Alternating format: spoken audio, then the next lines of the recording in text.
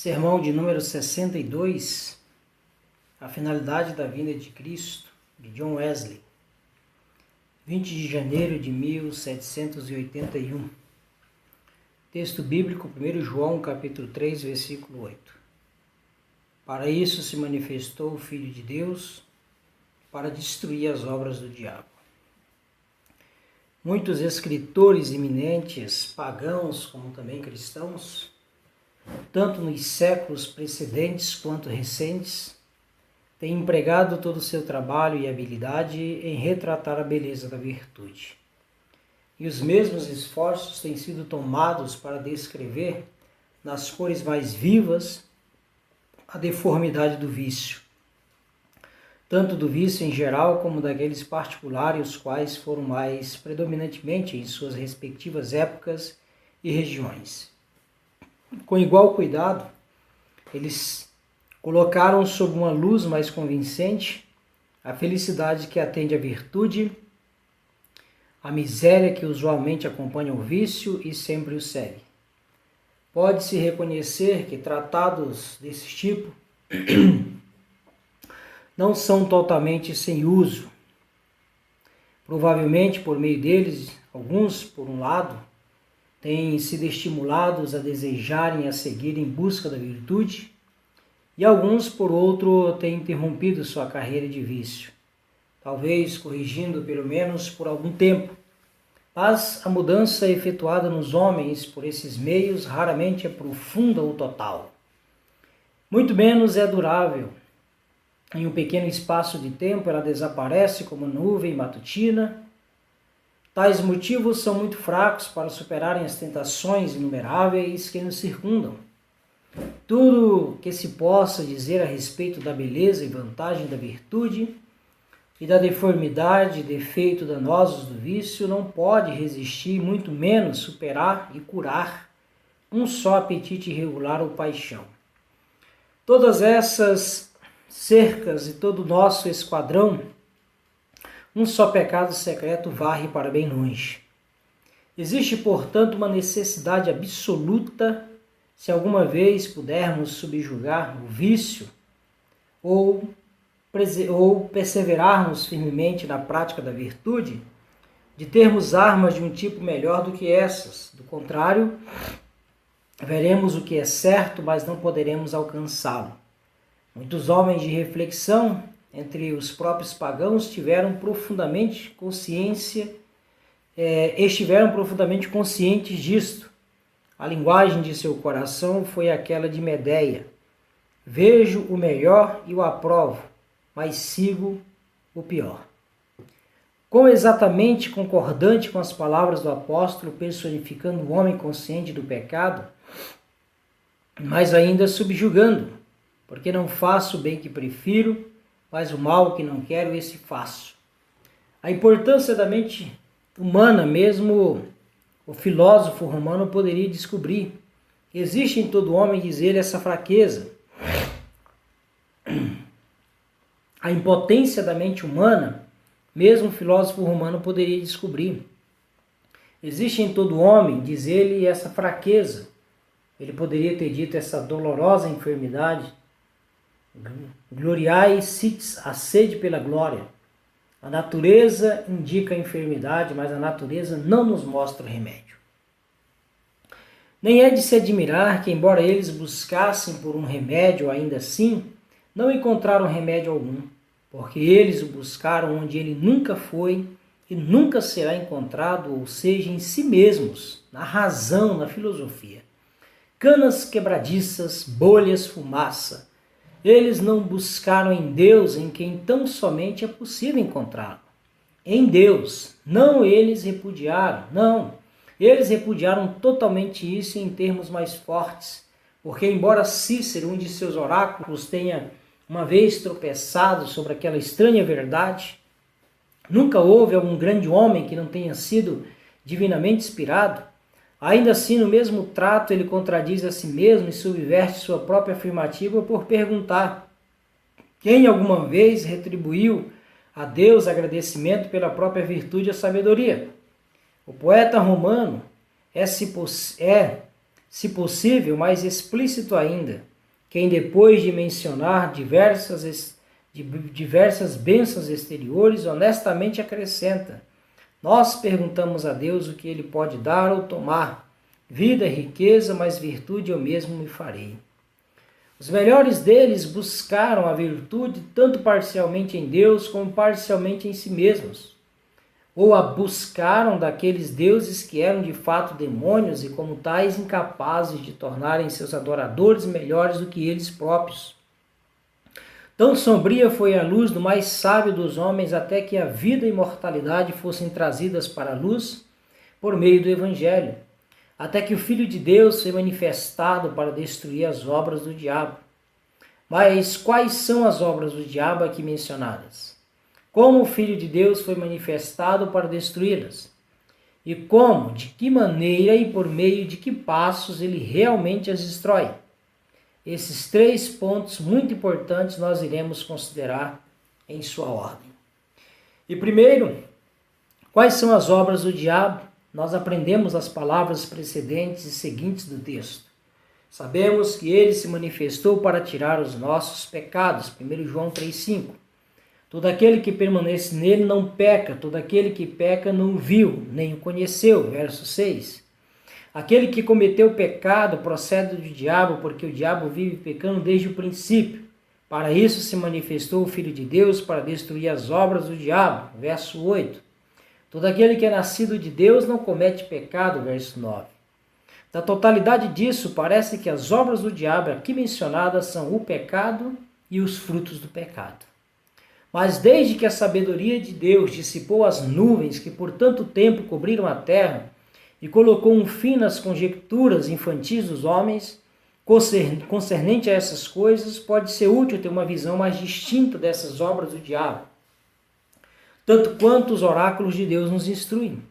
É verdade que o objetivo do Espírito Santo foi assistir nossa fé e não gratificar nossa curiosidade. E, portanto, o relato que ele tem dado nos primeiros capítulos de Gênesis é excessivamente breve. Não obstante, ele é tão claro que nós podemos aprender dele tudo quanto devemos saber. Para começar do início, o Senhor Deus, literalmente Jeová, os deuses, ou seja, 1 e 3, criou o homem à sua própria imagem, em sua própria imagem natural, segundo a sua melhor parte, isto é, um espírito como Deus é espírito, dotado com entendimento, que se não é a essência, parece ser a propriedade mais essencial de um espírito.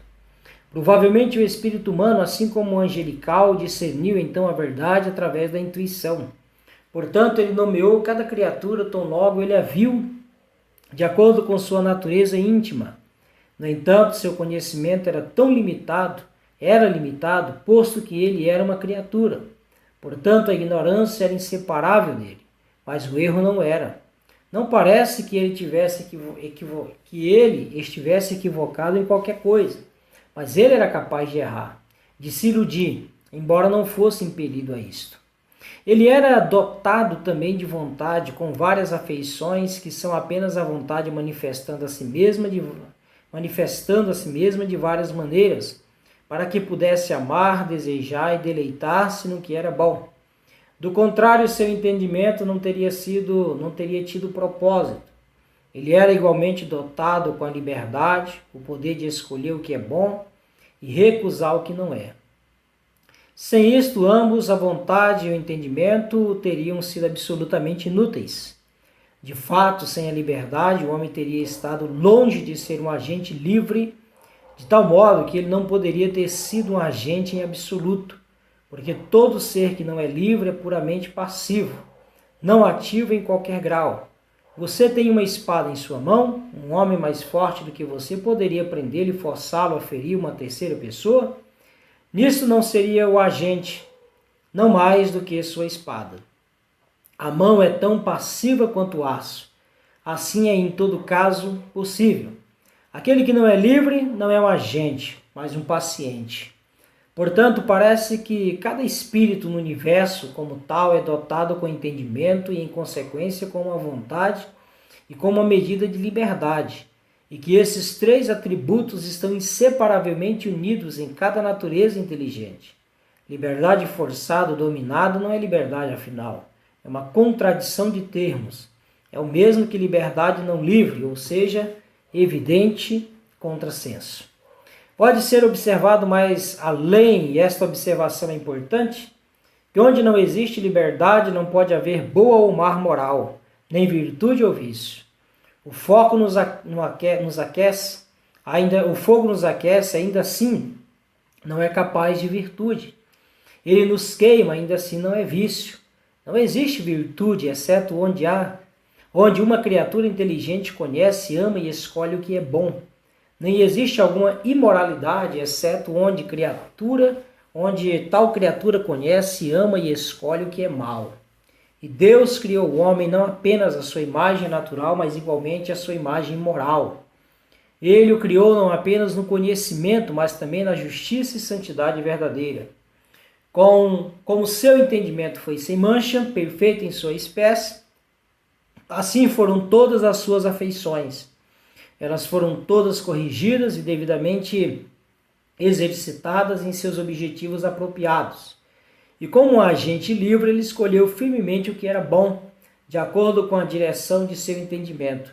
E ao fazer isso, ele foi inexplicavelmente feliz, habitando em Deus e Deus nele, tendo comunhão ininterrupta com o Pai e o Filho, por meio do Espírito Eterno, e o contínuo testemunho de sua consciência de que todos os seus caminhos eram bons e aceitáveis para Deus. Não obstante sua liberdade, como foi observado antes, necessariamente incluía o poder de escolher ou recusar o bem e o mal.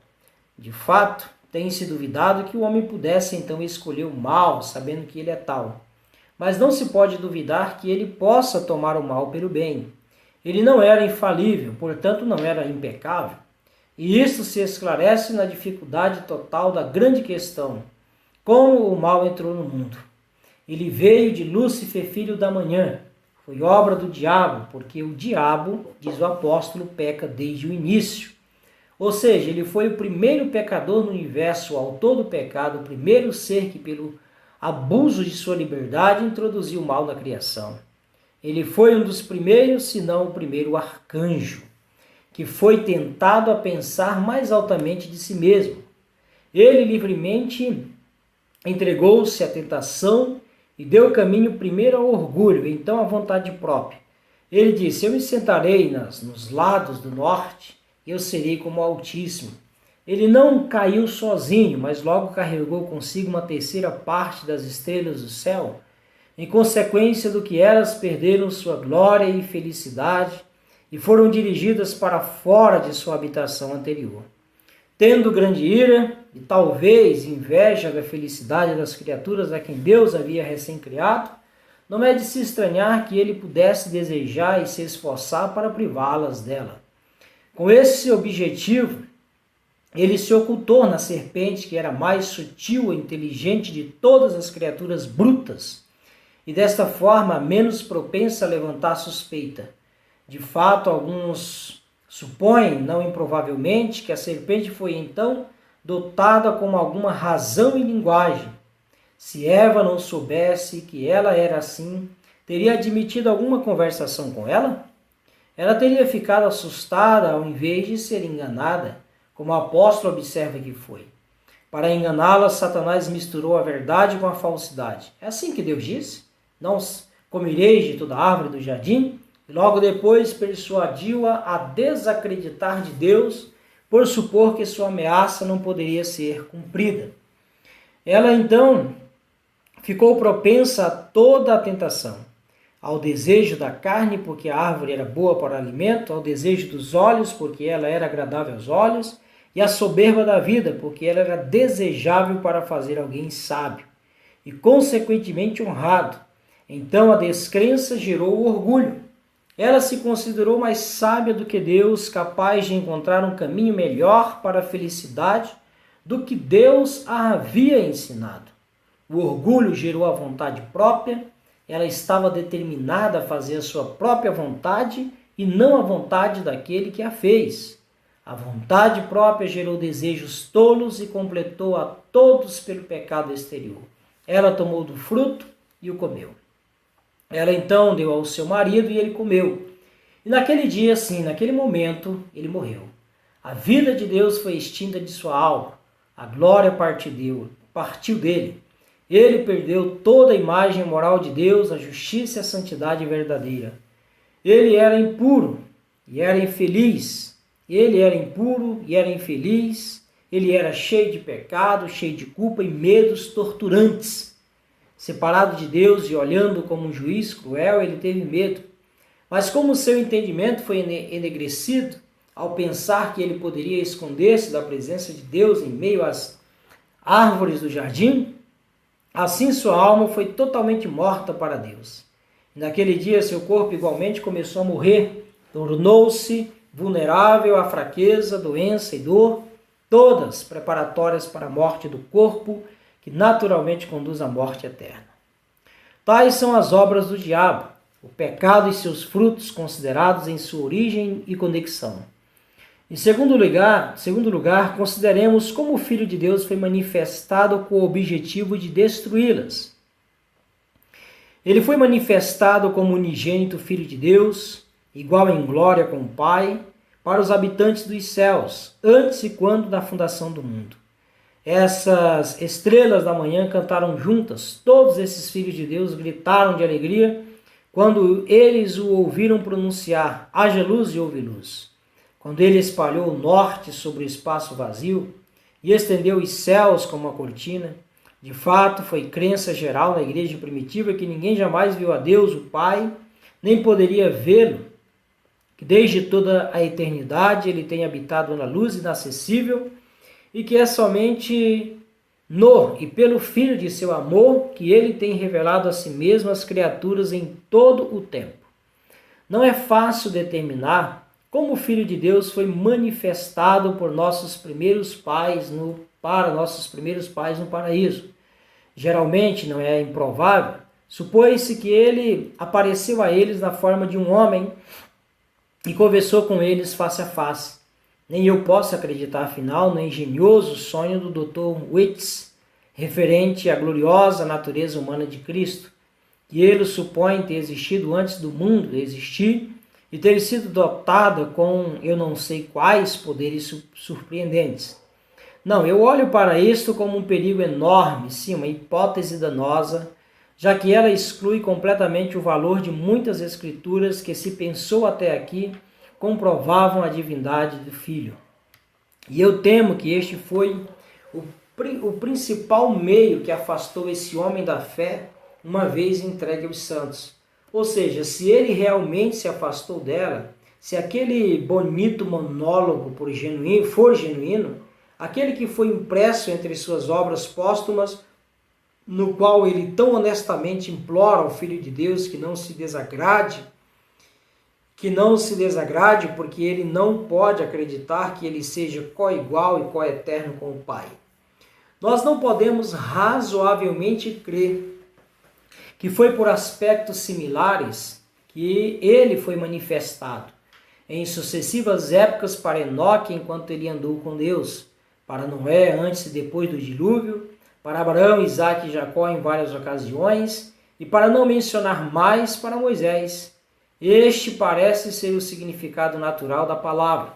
Meu servo Moisés é fiel em toda a minha casa. Boca a boca falo com ele, claramente não por enigmas, pois ele vê a similitude de Jeová, ou seja, o Filho de Deus. Mas todos esses foram apenas tipos de sua grande manifestação. Foi na plenitude do tempo, exatamente na Idade Média do mundo, como um grande homem comprova largamente que Deus enviou seu unigênito para o mundo nascido de mulher, com poder do Altíssimo envolvendo-a com sua sombra. Ele, mais tarde, foi manifestado para os pastores, para o devoto Simeão, para Ana, profetisa, e para todos que esperavam a redenção em Jerusalém. Quando estava no tempo devido para executar seu ofício sacerdotal, ele foi manifestado para Israel, pregando o evangelho do reino de Deus em toda a vila e em toda a cidade. E por um tempo foi glorificado por todos que reconheceram que ele falava como jamais homem algum falara. Que ele falava como quem tinha autoridade, com toda a sabedoria e poder de Deus.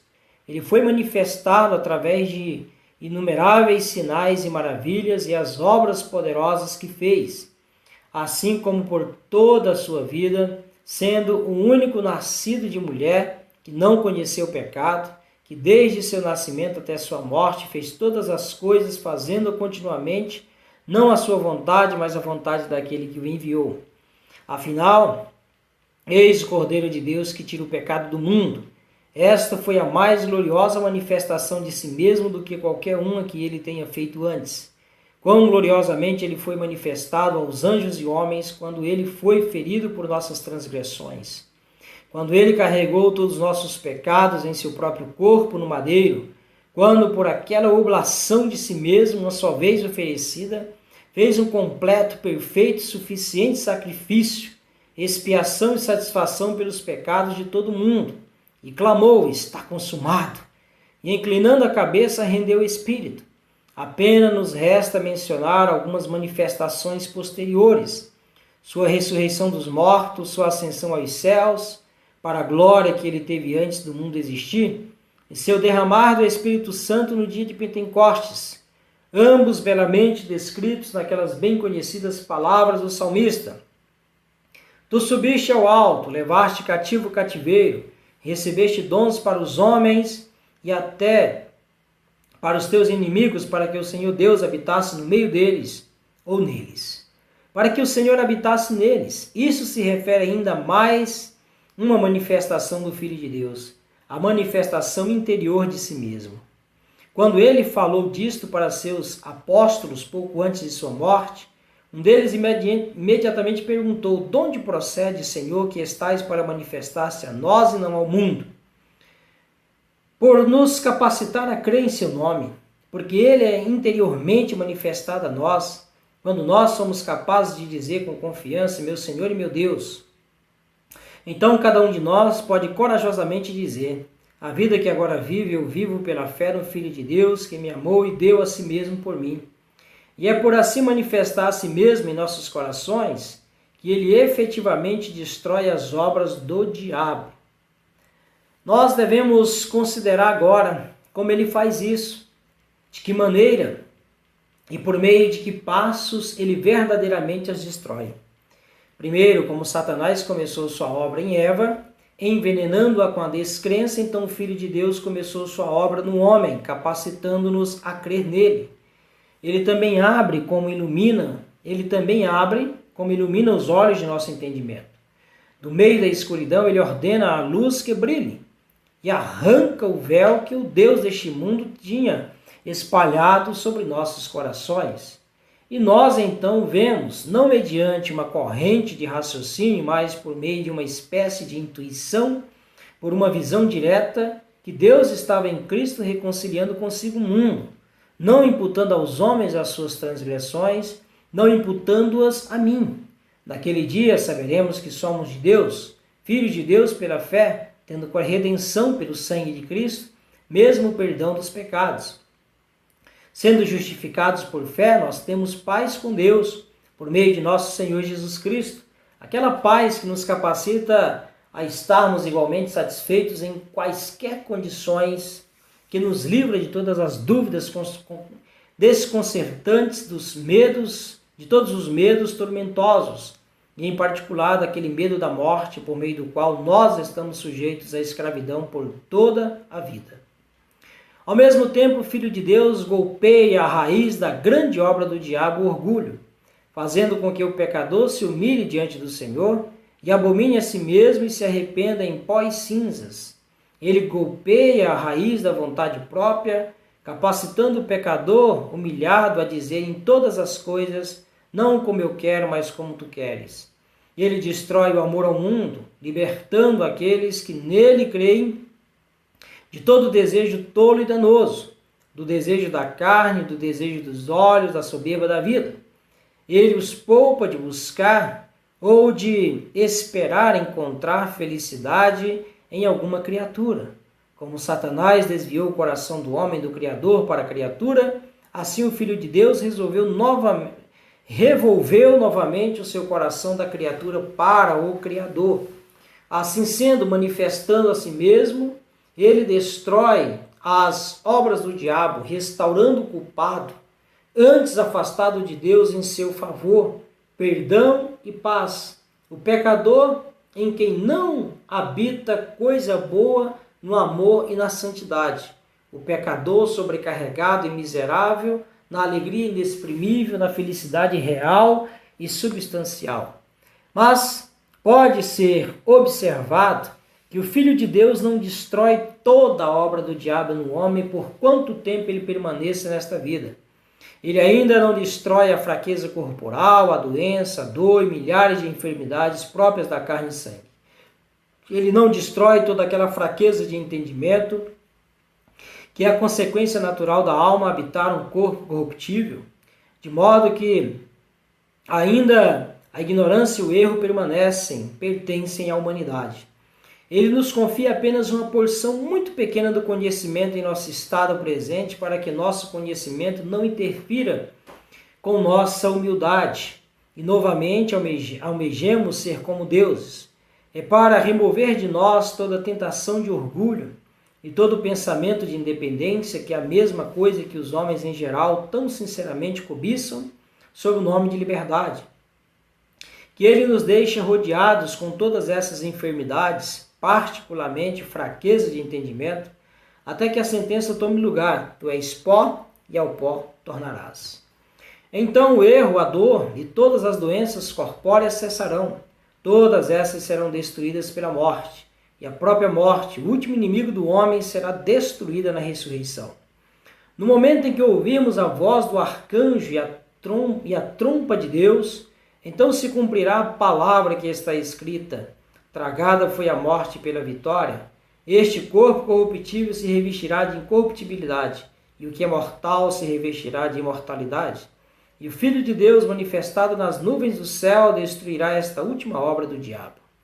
Agora, então vemos sob luz mais clara e forte o que é a religião verdadeira. A restauração do homem por meio daquele que esmaga a cabeça da serpente. Em tudo aquilo que a velha serpente o privou, a restauração não apenas no favor, mas igualmente na imagem de Deus, implicando não meramente na libertação do pecado, mas no ser preenchido com a plenitude de Deus. Evidentemente, se nós atendermos às considerações precedentes, conclui-se que nada menos do que isto é religião cristã. Todas as demais coisas, sejam negativas ou externas, estão completamente longe do alvo. Mas que paradoxo é este? Quão pouco ele é entendido no mundo cristão. Se nessa era das luzes, na qual é tido por certo que o mundo é mais sábio do que nunca foi antes, desde o início, em meio a todas as nossas descobertas, quem descobriu isso? Quão poucos mesmo entre os cultos ou incultos. E ainda assim, se nós cremos na Bíblia, quem poderá negá-lo? Quem poderá duvidar disto? Está na Bíblia do começo ao fim em uma corrente única e concordância de cada parte com todas as outras, é propriamente a analogia da fé.